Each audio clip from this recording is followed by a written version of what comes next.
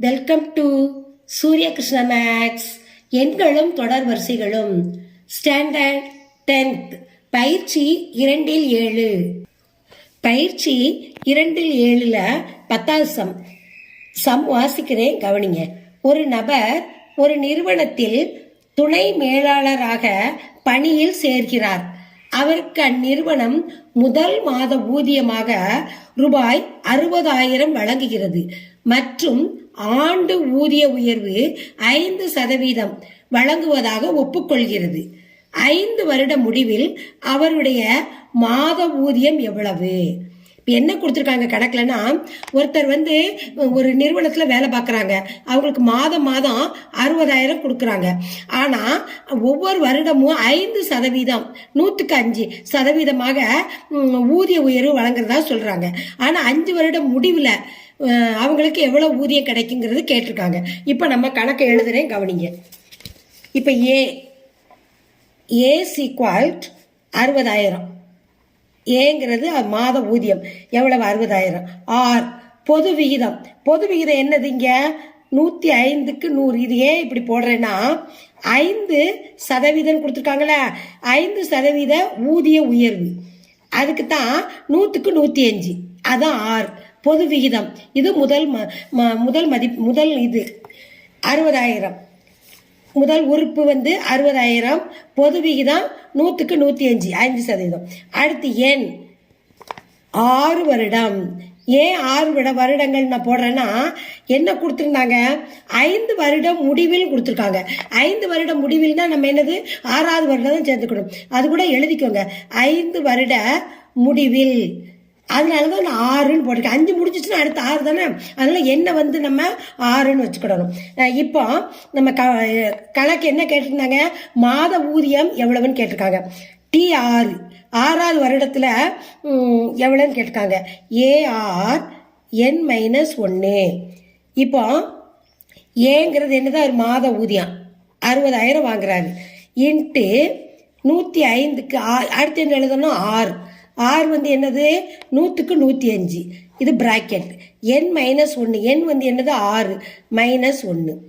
இப்போ 60,000 = 105 100.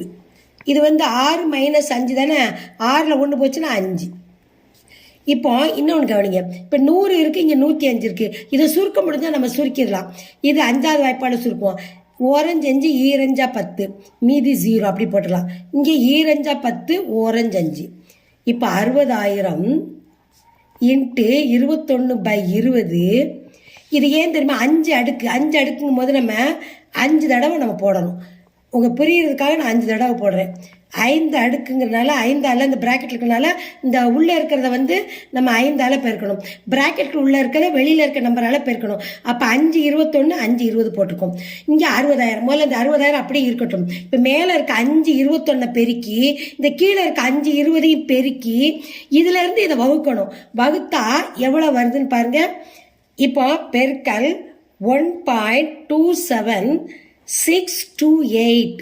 இது பூரா பெருக்கணும். நீங்கள் அடுத்து இதெல்லாம் பெருக்கணும். இந்த பெருக்கினதை வச்சு இதை வகுக்கணும். வகுத்தா இதான் ஆன்சரு. அடுத்து இந்த 60,000 இதையும் நம்ம பெருக்கிறோம். பெருக்குனா எவ்வளோ வருதுன்னு பாருங்க.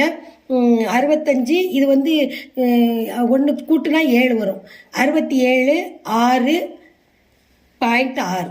இப்போ இதை நம்ம இது பண்ண 76 576.6. இது கொஞ்சம் ஓவர் ரைட்டிங், இது கேன்சல் பண்ணிடுவோம். இப்போ 76,576.6. பாயிண்ட்டுக்கு இந்த பக்கம் 5க்கு மேலே வந்தால் இங்கே ஒன்று கூட்டிக்கிடணும். 76,577. இது திருப்பி ஒருக்கா சொல்கிறேன். இந்த 5 21 பெருக்கி வச்சுக்கிடணும்.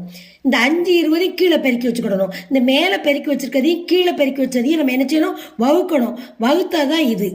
அதுக்கப்புறம் இந்த 60,000ல் இதையும் பெருக்குனா 76,576.6 வருது.